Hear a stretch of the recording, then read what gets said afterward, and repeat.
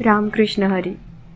विठ्ठल भक्तांनो, कल्पना करा, एकीकडे अवघे 16-17 वर्षाचे संत ज्ञानेश्वर महाराज आणि दुसरीकडे पांडुरंगांचे अखंड नामस्मरण करणारे संत नामदेव महाराज. जेव्हा हे दोन महान संत एकत्र आले तेव्हा केवळ दोन व्यक्ती भेटल्या नाहीत, तर ज्ञान आणि भक्तीचा महासंगम झाला. या दोघांनी एकत्र संपूर्ण भारतभर तीर्थयात्रा केली. काशी, प्रयाग, द्वारका, मथुरा, वृंदावन आणि रामेश्वर असं असंख्य पवित्र तीर्थक्षेत्रांचं दर्शन घेतलं. पण या प्रवासाचा उद्देश केवळ तीर्थदर्शन नव्हता. या प्रवासातून समाजाला मिळाला समता, भक्ती आणि मानवतेचा अमूल्य संदेश. आजच्या भागात आपण ऐकणार आहोत संत ज्ञानेश्वर आणि संत नामदेव यांच्या मैत्रीची सुरुवात आणि इतिहासातील सर्वात प्रेरणादायी तीर्थयात्रेचा प्रारंभ. म्हणून हा भाग शेवटपर्यंत नक्की ऐका, कारण या प्रवासात घडणारा प्रत्येक प्रसंग आपल्या जीवनाला नवी दिशा देणारा आहे. वारकरी बांधवांनो, मागील भागात आपण संत ज्ञानेश्वर महाराजांच्या जीवनातील सर्वात प्रसिद्ध प्रसंग पाहिला. महायोगी संत चांगदेव महाराज आपल्या योगसिद्धींचा अभिमान बाळगून वाघावर स्वार होऊन आणि हातात जिवंत नाग घेऊन संत ज्ञानेश्वर महाराजांना भेटण्यासाठी निघाले. त्यांच्या मागे हजारो शिष्य, नगारे, ध्वज आणि मोठा लवाजमा होता. त्यांना वाटत होतं आपल्या योगशक्तीसमोर सर्वजण नतमस्तक होतील. परंतु नेवासेत बसलेल्या संत ज्ञानेश्वर महाराजांच्या मनात ना भीती होती, ना स्पर्धा, ना स्वतःची श्रेष्ठता सिद्ध करण्याची इच्छा. गुरुसंत निवृत्तीनाथांच्या आज्ञेने ज्ञानेश्वर महाराजांनी निर्जीव दगडाच्या भिंतीवर बसून केवळ विठ्ठलाचं नामस्मरण केलं आणि अविश्वसनीय असा प्रसंग घडला. दगडाची भिंत चालू लागली. संपूर्ण परिसर थक्क झाला. चांगदेव महाराजांनी आयुष्यभर योगसिद्धी मिळवल्या होत्या, पण आज त्यांनी प्रथमच पाहिलं अहंकाराशिवाय असलेलं दिव्य सामर्थ्य. ते वाघावरून खाली उतरले, हातातील नाग खाली सोडून दिला आणि संत ज्ञानेश्वर महाराजांच्या चरणी साष्टांग दंडवत घातला. त्या क्षणी एक महान योगी एक नम्र शिष्य बनला. मुक्ताबाईंनी त्यांना सांगितलं, योगसिद्धी मिळवणं मोठं नाही, पण स्वतःच्या अहंकारावर विजय मिळवणं सर्वात मोठं आहे. हा प्रसंग आजही प्रत्येक वारकऱ्याला शिकवतो, खरा चमत्कार भिंत चालवण्यात नव्हता, तर एका मनातील अहंकार वितळवण्यात होता. याच घटनेनंतर संत ज्ञानेश्वर महाराजांच्या कीर्तीचा प्रकाश संपूर्ण भारतभर पसरला. अनेक संत, महात्मे आणि भक्त त्यांच्या दर्शनासाठी येऊ लागले आणि याच काळात त्यांची भेट झाली विठ्ठल भक्तीचं साक्षात रूप संत नामदेव महाराजांशी. ही भेट वारकरी संप्रदायाच्या इतिहासात एक नवीन अध्याय लिहिणार होती. चला वारकरी बांधवांनो, आता सुरू होतो एपिसोड 15 भाग 13, संत ज्ञानेश्वर आणि संत नामदेव यांची पवित्र भारतभ्रमण तीर्थयात्रा. रामकृष्ण हरी. चांगदेव महाराजांचा अहंकार नाहीसा झाला होता. ज्ञानापुढे योगसिद्धी नतमस्तक झाली होती आणि त्या दिवशी नेवासेच्या भूमीवर घडलेल्या चालत्या भिंतीचा प्रसंग इतिहासात अजरामर झाला. हा प्रसंग केवळ तेथील लोकांनी पाहिला नव्हता, तर त्याची चर्चा गावोगावी, शहरोशहरी आणि दूरदूरच्या आश्रमांमध्येही होऊ लागली. कोणीतरी म्हणत होतं ज्ञानेश्वर महाराजांनी दगडालाही चालायला लावलं, तर दुसरा म्हणत होता तो चमत्कार नव्हता, तो ज्ञानाचा प्रभाव होता. काहीजण म्हणत होते इतक्या लहान वयात एवढं आत्मज्ञान, हे तर दैवीच असणार. अशी चर्चा महाराष्ट्राच्या कानोकोपऱ्यातून पुढे गुजरात, काशी, प्रयाग, उज्जैन आणि इतर अनेक तीर्थक्षेत्रांपर्यंत पोहोचू लागली. वारकरी, साधू, संन्यासी, विद्वान आणि सामान्य भक्त सर्वांच्या ओठांवर एकच नाव होतं, ज्ञानेश्वर माऊली. त्या काळी आजच्यासारखी वर्तमानपत्र नव्हती, दूरदर्शन नव्हते, मोबाईल नव्हते, पण एक गोष्ट होती, भक्तांची वाणी. एक वारकरी दुसऱ्या वारकऱ्याला सांगत होता, एक संत दुसऱ्या आश्रमात ही कथा सांगत होता, तीर्थयात्री प्रत्येक गावात हा अद्भुत प्रसंग सांगत होते आणि अशा प्रकारे ज्ञानेश्वर महाराजांच्या ज्ञानाचा प्रकाश संपूर्ण भारतात पसरत होता. एका आश्रमात काही विद्वान शास्त्रचर्चा करत बसले होते. एक प्रवासी तेथे आला. त्याने नमस्कार केला. प्रवासी म्हणाला, मी महाराष्ट्रातून आलो आहे. एका विद्वानाने विचारलं, तिथे काही विशेष घडलं का? प्रवासी हसला. विशेष? महाराष्ट्रात एक असा संत उतरला आहे जो भगवद्गीतेचं ज्ञान सामान्य माणसाच्या भाषेत सांगतो, ज्याच्या ओठांवर विठ्ठलाचं नाम आणि हृदयात सर्व जीवांवर प्रेम आहे. दुसऱ्या विद्वानाने विचारलं, त्याचं नाव काय? प्रवासी अभिमानाने म्हणाला, संत ज्ञानेश्वर महाराज. क्षणभर संपूर्ण सभागृह शांत झालं. काशीमध्ये एका वेदपाठी ब्राह्मणाने ही कथा ऐकली. तो म्हणाला, जर एवढ्या लहान वयात कोणी भगवद्गीतेचा इतका सुंदर अर्थ सांगत असेल तर त्याचं दर्शन घ्यायलाच हवं. प्रयागमध्ये एका संन्याशाने आपल्या शिष्यांना सांगितलं, ज्ञान कुठल्याही वयाचं नसतं. परमात्मा ज्याच्यावर कृपा करतो तोच खरा ज्ञान आहे. उज्जैनमध्ये एका योगीने शांतपणे डोळे मिटले आणि म्हणाला, भारतभूमीला पुन्हा एक संत लाभला आहे. दरम्यान नेवासेमध्ये ज्ञानेश्वर महाराजांच्या जीवनात मात्र काहीही बदल झाला नव्हता. त्यांच्या कीर्तीचा त्यांना अभिमान नव्हता. ते पूर्वीप्रमाणे शांत साधं जीवन जगत होते. सकाळी विठ्ठलाचं नामस्मरण, गुरु निवृत्तीनाथांची सेवा, भक्तांशी प्रेमाने संवाद आणि प्रत्येकाला ज्ञानाचा मार्ग दाखवणं हेच त्यांचं दैनंदिन जीवन होतं. एक दिवस सोपानदेव हसत म्हणाले, दादा, आता तुमची कीर्ती तर संपूर्ण भारतभर पोचली आहे. ज्ञानेश्वर महाराज मंद हसले. ते म्हणाले, सोपाना, कीर्ती माझी नाही, हे सर्व माझ्या गुरूंची कृपा आणि पांडुरंगाची इच्छा आहे. मुक्ताबाई म्हणाल्या, दादा, लोक तुम्हाला संत म्हणतात. ज्ञानेश्वर महाराजांनी प्रेमाने उत्तर दिलं, जो स्वतःला संत समजतो तो संत राहत नाही. जो स्वतःला विठ्ठलाचा दास समजतो तोच खऱ्या संतत्वाच्या मार्गावर चालतो. निवृत्तीनाथ महाराज शांतपणे हे सर्व ऐकत होते. त्यांच्या चेहऱ्यावर समाधानाचं स्मित उमटलं. त्यांना जाणवत होतं, ज्ञानेश्वर आता केवळ त्यांचा शिष्य राहिला नव्हता, तो संपूर्ण मानवजातीचा मार्गदर्शक बनत होता. काळ पुढे सरकत होता. ज्ञानेश्वर महाराजांच्या कीर्तीसोबत त्यांच्या नम्रतेचीही चर्चा सर्वत्र होत होती. लोक म्हणत होते, ज्याने चालती भिंत दाखवली तो स्वतः मात्र जमिनीवरच चालतो. ज्याच्याकडे असामान्य शक्ती आहे तो कधीही तिचा अभिमान करत नाही, असाच असतो खरा संत. पण पांडुरंगाने ज्ञानेश्वर महाराजांसाठी अजून एक महान कार्य निश्चित केलं होतं. ज्ञानाचा संदेश आता महाराष्ट्रापुरता मर्यादित राहणार नव्हता, तो संपूर्ण भारतात पोचणार होता. आणि या महान कार्यासाठी ज्ञानेश्वर महाराजांना भेटणार होता पांडुरंगाचा सर्वात लाडका भक्त, नामातच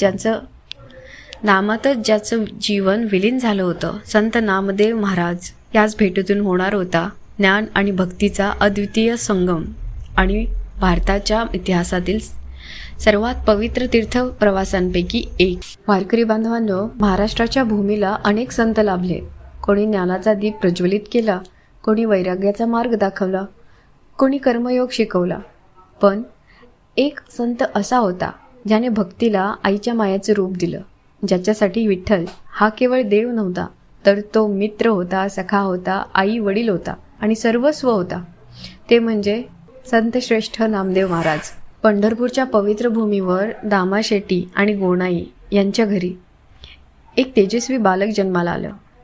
त्यांचं नाव ठेवलं नामदेव. लहानपणापासूनच त्यांचं मन खेळण्यात नव्हतं, धन संपत्तीमध्ये नव्हतं. त्यांचं मन रमायचं फक्त पांडुरंगाच्या चरणी. दररोज तो मंदिरात जाऊन तासनतास विठ्ठलाशी बोलत बसे. लोकांना वाटे, हा मुलगा एकटाच काय बोलत असतो, पण नामदेवासाठी विठ्ठल जिवंत होता. एक दिवस लहान नामदेव मंदिरात गेले. हातात दुधाचा पेला होता. ते विठ्ठलाच्या मूर्तीसमोर उभे राहिले. नामदेव निरागसपणे म्हणाले, विठ्ठला, आईने तुला दूध पाठवलं आहे, चल पिऊन घे. मंदिरात शांतता होती. मूर्ती तशीच उभी होती. पण नामदेव हलले नाहीत. ते पुन्हा म्हणाले, मी इथून जाणार नाही जोपर्यंत तू दूध पित नाहीस. तास उलटले. लोक जमू लागले. काही जण हसू लागले. एक गावकरी म्हणाला, अरे वेड्या, दगडाची मूर्ती दूध पिते का? नामदेवांच्या डोळ्यात पाणी आलं. ते विठ्ठलाच्या चरणांशी बसले. विठ्ठला, तू माझ्याशी रोज बोलतोस ना, मग आज शांत का आहेस? त्याच्या निरागस भक्तीने स्वतः पांडुरंगाचं हृदय द्रवलं. वारकरी परंपरेतील कथेनुसार भगवान विठ्ठल मूर्तीमधून प्रकट झाले, हसले आणि नामदेवाच्या हातातील दूध स्वतः प्राशन केलं. मंदिरातील सर्वजण स्तब्ध झाले. त्या दिवसापासून पंढरपुरात एकच चर्चा सुरू झाली, विठ्ठल आपल्या नाम्यासोबत बोलतो बरं. दिवसेंदिवस नामदेवांची भक्ती वाढत गेली. ते मंदिरात जात आणि विठ्ठलाशी अगदी मित्रासारखे बोलत. नामदेव म्हणायचे, विठ्ठला, आज उशीर का झाला? विठ्ठल हसत म्हणायचा, अरे नामा, आज माझे खूप भक्त आले होते, मग मला आधी भेटायला होतं ना. नामदेव पुन्हा म्हणाला. विठ्ठल म्हणाला, तू तर माझ्या हृदयातच राहतोस. असा भक्त आणि भगवंत यांच्यातील हा प्रेम संवाद इतर कुणालाही अनुभवायला मिळाला नव्हता. नामदेव महाराजांच्या अंतःकरणातून भक्तीचा अखंड झरा वाहू लागला. त्यांच्या मुखातून सहज अभंग उमटत ते गात, तीर्थ विठ्ठल, क्षेत्र विठ्ठल, देव विठ्ठल, देवपूजा विठ्ठल. त्यांच्या प्रत्येक शब्दात प्रेम होतं, समर्पण होतं आणि पांडुरंगावरील अनन्य श्रद्धा होती. पंढरपूरच्या प्रत्येक गल्लीमध्ये नामदेवांच्या अभंगाचा नाद घुमू लागला. त्या काळात पंढरपूर ही केवळ तीर्थक्षेत्र नव्हती, तर संतांची भूमी बनली होती. तिथे गोरा कुंभार, सावतामाळी, चोखामेळा, जनाबाई असे अनेक संत भक्तीच्या मार्गावर समाजाला प्रेरणा देत होते. नामदेव महाराज त्यांच्यासोबत कीर्तन, भजन आणि नामस्मरण करत त्यांच्या प्रत्येक श्वासात विठ्ठल विठ्ठल याच नामाचा निनाद होता. एक दिवस काही वारकरी पंढरपुरात आले. त्यांच्या चेहऱ्यावर विलक्षण उत्साह होता. वारकरी म्हणाले, नामदेव महाराज, महाराष्ट्रात एक अद्भुत संत उतरला आहे. नामदेव म्हणाले, कोण? ज्ञानेश्वर महाराज. त्यांनी भगवद्गीतेचा अर्थ मराठीत सांगितला आहे. चालत्या भिंतीवर बसून त्यांनी महायोगी चांगदेवांचा अहंकार दूर केला. नामदेव महाराज शांत झाले. त्यांच्या डोळ्यात कुतूहल होतं. ते मनात म्हणाले, असा संत मला भेटायलाच हवा. त्या रात्री नेहमीप्रमाणे नामदेव महाराज विठ्ठलांच्या चरणी बसले होते. त्यांनी प्रेमाने विचारलं, विठ्ठला, ज्ञानेश्वर महाराजांविषयी जे ऐकतो आहे ते खरं आहे का? विठ्ठल मंद स्मित करत म्हणाले, नामा, ज्ञानेश्वर हा माझ्या ज्ञानस्वरूपाचा अवतार आहे आणि तू माझ्या भक्तिस्वरूपाचा अवतार आहेस. नामदेव महाराजांच्या डोळ्यात आनंदाश्रू आले. विठ्ठल पुढे म्हणाले, आता वेळ आली आहे ज्ञान आणि भक्ती एकत्र येण्याची. जा, ज्ञानेश्वरांना भेट. तुम्ही दोघे मिळून संपूर्ण भारतात माझ्या नामाचा संदेश पसरवाल. नामदेव महाराजांनी विठ्ठलाच्या चरणी मस्तक ठेवलं. जशी तुझी आज्ञा देवा. पहाट उगवली. चंद्रभागेच्या काठी नामदेव महाराज उभे होते. त्यांच्या ओठांवर विठ्ठलाचं नाम होतं आणि हृदयात ज्ञानेश्वर माऊलींना भेटण्याची ओढ. त्यांना माहीत नव्हतं की ही भेट फक्त दोन संतांची नव्हती, तर ज्ञान आणि भक्तीच्या अखंड प्रवाहाची सुरुवात होती. चंद्रभागेच्या पवित्र तीरावर पहाटेचा सोनेरी प्रकाश पसरला होता.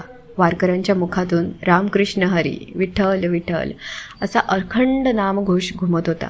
पंढरपूरच्या मंदिरात नेहमीप्रमाणे भक्तांची गर्दी होती. पण त्या दिवशी वातावरणात काही वेगळं होतं. जणू स्वतः विठ्ठलच एका दिव्य भेटीची वाट पाहत होता. संत निवृत्तीनाथ, संत ज्ञानेश्वर, संत सोपानदेव आणि संत मुक्ताबाई चंद्रभागेच्या घाटावर पोहोचले. चारही भावंडांनी चंद्रभागेत स्नान केलं. हात जोडून विठ्ठलाच्या मंदिराकडे प्रस्थान केलं. ज्ञानेश्वर महाराजांच्या डोळ्यात अपार प्रेम होतं. ते हळूच म्हणाले, गुरुदेव, आज त्या विठुरायांचं दर्शन होणार, ज्यांचं नाम घेत हजारो वारकरी जीवन धन्य मानतात. निवृत्तीनाथ स्मित हास्य करत म्हणाले, ज्ञाना, आज तुला विठ्ठल तर भेटेलच, पण त्यांच्यासारखाच एक अनमोल भक्तही भेटेल. ज्ञानेश्वर महाराज आश्चर्याने गुरूंकडे पाहू लागले. त्याचवेळी मंदिराच्या महाद्वाराजवळ संत नामदेव महाराज उभे होते. त्यांच्या मनात एकच विचार होता, आज त्या ज्ञानेश्वरांचं दर्शन घ्यायचं आहे. अचानक त्यांनी दूर पाहिलं. 4 तेजस्वी संत मंदिराकडे चालत येत होते. सर्वात पुढे शांत, तेजस्वी आणि नम्र चेहरा संत ज्ञानेश्वर महाराज. नामदेव महाराजांच्या हृदयात एक अनामिक आनंद दाटून आला. दोघेही एकमेकांसमोर आले आणि क्षणभर दोघांनी एकमेकांकडे पाहिले. दोघेही एकमेकांकडे पाहत राहिले. कोणताही शब्द नव्हता, पण 2 संतांच्या हृदयातला संवाद सुरू होता.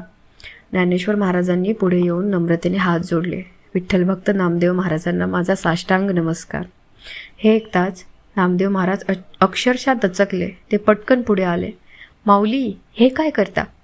ज्यांनी ज्ञानेश्वरीसारखा अमर ग्रंथ दिला त्यांनी मला नमस्कार करायचा? ज्ञानेश्वर महाराज हसले. नामा, मी ग्रंथ लिहिला असेल, पण तू तर विठ्ठलाच्या हृदयात राहतोस. नामदेव महाराजांच्या डोळ्यात अश्रू आले. ते म्हणाले, माऊली, मी विठ्ठलाला पाहिलं आहे, पण आज मला ज्ञानाचं मूर्त स्वरूप दिसत आहे. ज्ञानेश्वर महाराज शांतपणे उत्तरले, आणि मला भक्तीचं जिवंत रूप.